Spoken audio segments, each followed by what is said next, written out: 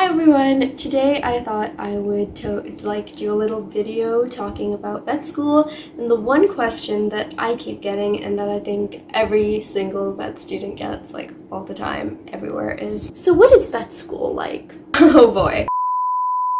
I'll never be super vet. Yeah, I just like make a lot of notes all the time. I get 9 hours of sleep and I have a photographic memory. There is not a video long enough for me to sit down and talk about all the experiences I've had during the past 2 years. I've learned about animal physiology, medicine, ethics, communication, balancing out your life, prioritization, study skills, memorizing stuff, mental capacity, social and ethical dilemmas, and I could just go on and on, but I'll stop. And I'm going to keep it really simple. If you're just curious about why I am the way I am, or wondering if vet school is right for you, or if you're an RVC student and you're watching this right now because you're not sure if your perspective is the same as everyone else's, this video is for you. And if I missed out anything or you want to share your own experience, you can just comment, because I love reading everyone's different experiences about vet school, or if this video wasn't what you expected it would be like, then I'd love to know. So yeah, let me know. Anyway, getting to the point. A lot of people like to compare vet school to med school, so I thought I would address that first. And I do want to say it is academically intense, so in that way it's very similar to medical school. But I think what people forget is that medicine is about a patient that you can communicate with, and it's also just one species, so that's kind of the obvious difference, because as a vet, the dog isn't going to come up to you and say, hey, I have blunt pain for about 2 weeks now, and it's around the pancreas and stomach region. I was wondering if you could fix that for me. No, the dog's just going to be there and it's, and hey, maybe it won't be a dog, maybe it'll be a horse, maybe it'll be a cow, and it's just I think that there's a slightly different study method skill set that you need in going into vet school, and it definitely does make a difference. You don't have to learn about pneumothorax in one species, you have to learn about pneumothorax in 5, and none of them can talk, so you also need to learn what else the pneumothorax could be, and you kind of can't really refine the symptoms as much, so there's a different skill set that you need, which I'm going to get into now. But I just wanted to point out that, yeah, in terms of intensity, it's similar to med school, but that's about where it ends. If I had to choose a word to describe my experience at vet school, I would pick crazy. And since that's not the most encouraging thing for maybe a new student to hear, I'm gonna go with dynamic. It's dynamic. Dynamic is a great word.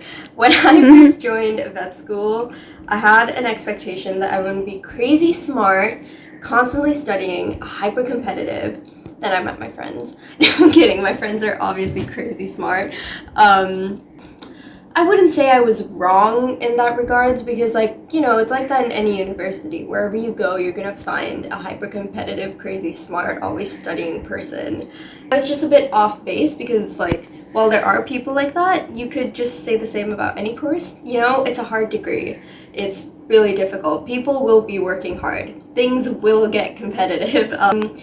Because you just have that much work to get through, and it's that much harder than in high school, and it gets harder with every year of vet school. So now I'm starting 3rd year, and it's about, I would say, twice as hard as 2nd year, so you are constantly stretching yourself, okay? And it's stressful. So obviously there are people that will be crazy intense, always studying. But I think vet school is really about working hard and playing harder. So I know there's stereotypes about vet students, and they're always partying the most out of anyone in school, but they're also workaholics that pull crazy all-nighters. And I know this because I've gotten so many Tumblr posts about oh my god, vet school is learning so much. And I guess there's some truth to this, because we definitely are very intense with everything we do. We study hard and we party harder.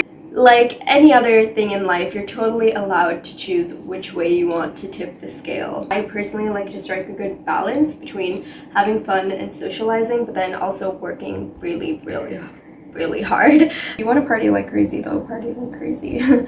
Let's talk about academics now. Vet school academically is probably a blend of three things, right? So it's independent study, it's theoretical teaching, and it's practical groundwork. You cannot have one without the other two.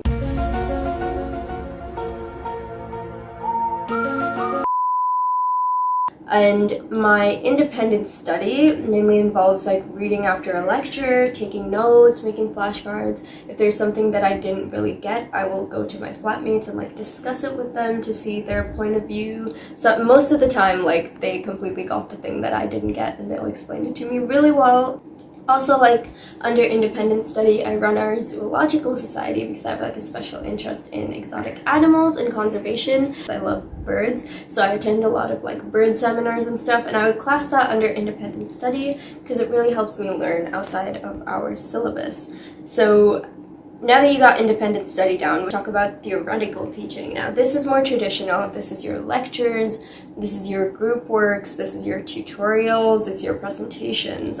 If you're anything like me, just like staring at a lecture screen all day, you're gonna need some caffeine. Like, it's kind of a joke at this point how much sugar and caffeine I consume on a daily basis to get through the theoretical part of my teaching. Yeah, I personally use a lot of caffeine to get through lectures and to sit at the library and to take notes, and in group discussions, like when we discuss cases and stuff, I also consider that part of our theoretical teaching and like our analysis skills, so you can definitely expect that and expect caffeine.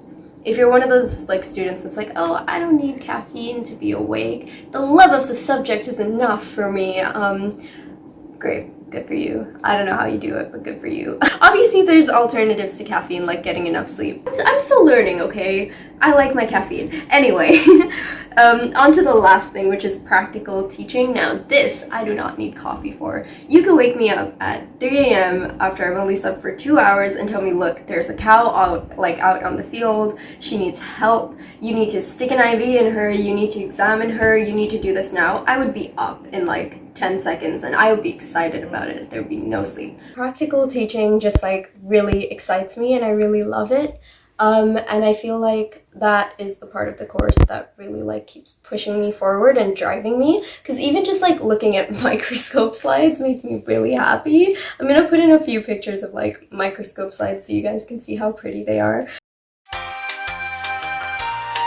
I think they're like gorgeous and I love looking at the little cells and seeing all the disease processes, and it genuinely just makes me really happy and it fills me with loads of energy to do like dissections and to look inside a fox's abdomen and see how it died, you know? It's like fun, it gets me going, and the practical teaching kind of makes it worth it because it makes me feel like I'm gonna become an actual vet, I hope. Fingers crossed, knock on wood. Especially at my university, RBC, we do awesome practicals. We do at least 1 or 2 practicals a week, and I have to say the dissections are brilliant. Love it. Definitely the thing that I miss the most, because being stuck here, not being able to look at my little microscope slides, not being able to cut into animals and just look around and have a peer at the pancreas, it just like makes me really dull. It's not the same doing it on a screen.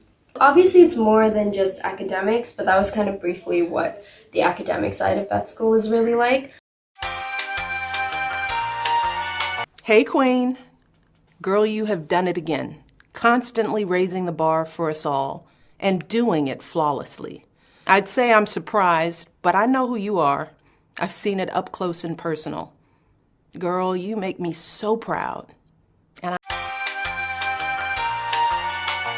So you're a living, breathing, whole human, and you need to think of vet school as, imagine everything that I just described with all the academics, plus your life as you know it now. So your friends, your health, your other passions. Like for me, it's drawing, journaling, running, playing the piano, hanging out with my friends, you know, just watching Netflix is a passion. Coffee is a passion. I don't know, just like think of your life as you know it right now, and then add on all of those academic responsibilities, plus not to mention the emotional toll that it takes to be in vet school, because it definitely makes you very emotional. You are constantly really busy, you constantly have 101 things that you need to do, and yeah, that's vet school. And let me tell you, it'll put you in some weird positions, like dissections where you have to spend 3 hours on your feet looking into a box, trying to figure out where the pancreas is, or is that a tumor, or why is there so much blood clotted in this carotid artery? And, you know, you'll then pack up, wash the blood off your hands, change into a really pretty evening dress, do your makeup, and then take the train to Zoo Bar and party the night away. They ask you how you are, you just have to say that you're fine when you're not really fine, but you just can't. That is like the most vet student example I can find of like vet school putting you in a weird position, but it's also really fun. So yeah, things get crazy. The balance is really hard to achieve. And I spend a lot of time just swinging between being really behind on work to being really overworked, but you get there. You get there. You always get there. Now, for the juicy bit. Placements. They're what I really focus on when I talk to like prospective vet students, and I work as a student ambassador, so I talk to a lot of parents about whether vet school would be a great fit for their kid. And this is what I really focus on when people ask me what it's like, because let me break it down. In first year, I had maybe 3-4 months of vacation, and I spent 3 of those months on farms or in hospitals working.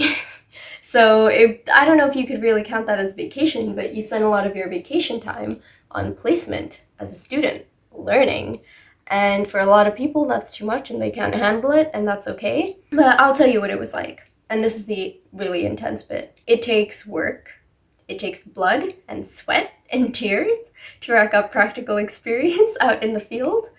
My experience during placements on farms in my first and second year involved sleep deprivation, being freezing, being boiling, weird injuries, almost getting beaten up by a goat, lots of running, loads of falling down, hours and hours and hours of hard work. It was physically and emotionally draining, but it was also my favorite part. And if I could do it all over again, I would. I have like a scar that runs down here from when an angry billy goat tried to attack me, like claw me, because we had to quarantine him because we thought he might have a disease because he just came in, and he was very angry with me, so he did the little goat thing where they like, I was trying. Yeah, so when I say it like that, the other person who's in this conversation will usually look at me like they're lost. They're like, okay, you're weird. Are you okay? Are you crazy? What's going on here? And I think it's the key ingredient because it's most vet students' favorite part, or at least the ones that I get along with. The work that happens outside the lab and outside the classrooms. Because the field work, you know, it made me feel like I was learning something, and it hurt, and it was emotionally draining. There were so many cases where I couldn't do anything. There were so many animals that I had to see suffer, and there were so many times when I would try to pull off an injection or a procedure and it wouldn't work, and the farmer would be like, it's okay, you're still learning, it's fine, here's how you do it. Even when a cow sat on me and broke my toe because I wanted to inject her, the first thing I said after wasn't, oh my god, my toe is broken. The first thing I said was I turned around and asked the farmer, did I get that in right? Did I get that fluid in right? Is she gonna be okay? And that's what I love about placements, and you make so many awesome friends. I love being in the countryside, I love nature, and yeah, you definitely need to love that side of it as well, because you will be giving up a lot of your holidays and a lot of your vacation time to do placements and learn. So that is what vet school is really like. So the last thing that I kind of wanted to touch upon before I end this video is everyone's going through their own struggle, but I think because it's such a high pressure environment, the friends that you make in vet school, and you will make friends, don't worry. Like, I kind of thought I wasn't going to make any friends, and people actually made friends with me, so that was a curveball, right? The friends that you make are going to seriously stick with you through everything. Once you're friends in vet school, you're friends for life, I promise. If they can stick with you through a 3-hour dissection on a fox, if they can stick with you during a 2-hour lecture about cellular proteins, I mean, come on, cellular proteins, really, if they can stick with you through final season, I promise you, you guys are going to be friends for life. And once you find your crowd, it is seriously rewarding. So I'll tell you what vet school is really like.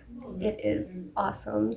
And I really wish that someone made this video for me 2 years ago when I was joining vet school, because I knew that it was going to be hard, but I didn't actually like get fully how taxing it was going to be. So if you are about to start vet school, I hope this helps. It's going to be loads of fun and it's going to be hard. And you know, you are going to be challenged, but if you're someone that enjoys learning and if you're someone that enjoys improving, you're going to love vet school. So yeah, that is what vet school is.